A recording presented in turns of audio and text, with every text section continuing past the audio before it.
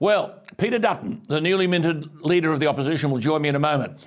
It may not please his detractors, but his elevation to the leadership has certainly been welcomed by large blocks within the world of fair dinkum Liberals.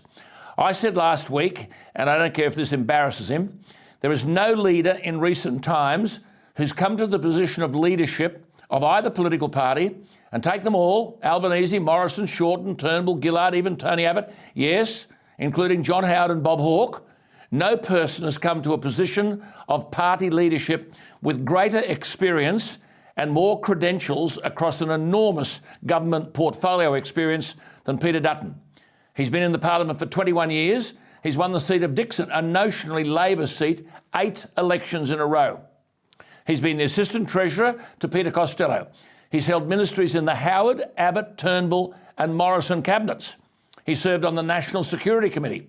And as he said on the day of his elevation to the leadership, and I quote him, "I've served as our country's health minister, as our sports minister, I've been a defence minister, home affairs minister, I've been on the Expenditure Review Committee, I've been part of the National Security Committee, and I've been part of the leadership of the party. I repeat, no one in Australia's recent political history has come to a leadership position better credentialed."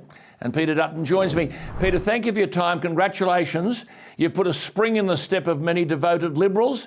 But if I might just start, who is Peter Dutton? Because I note you say your parents weren't well off and you started part-time work at a butcher shop and you saved and bought a house at 19 and you've got significant business interests. I guess you'd be hoping government would provide those opportunities for everyone.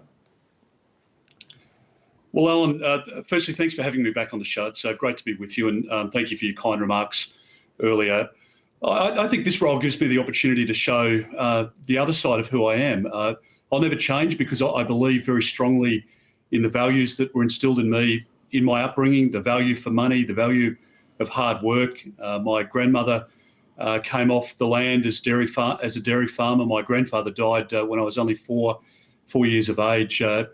And, you know, we were brought up with very strong values. So I'm not going to deviate from that. And I've had tough jobs in Parliament.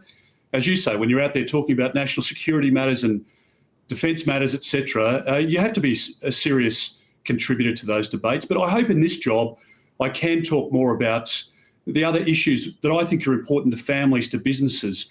We are coming into an incredibly difficult time. Labor doesn't know how to handle money. It is going to be tougher under Labor over the next few years. And I think we can put together the policies and provide the strong leadership that's required to help our country get through the next 3 years and then to have a positive agenda when we win the election in 2025. Well, just come back again to where you and who you are. The Premier of Western Australia, Mark McGowan, said you're an extremist who isn't very smart. Respond to that. Well, I mean, nobody's as smart as Mark McGowan. That's the first point to make. But I think I've done okay. I've, as I say, served as the Defence Minister. I'm the 15th person to lead the Liberal Party, the third in the Liberal Party's history to take up the position without being challenged.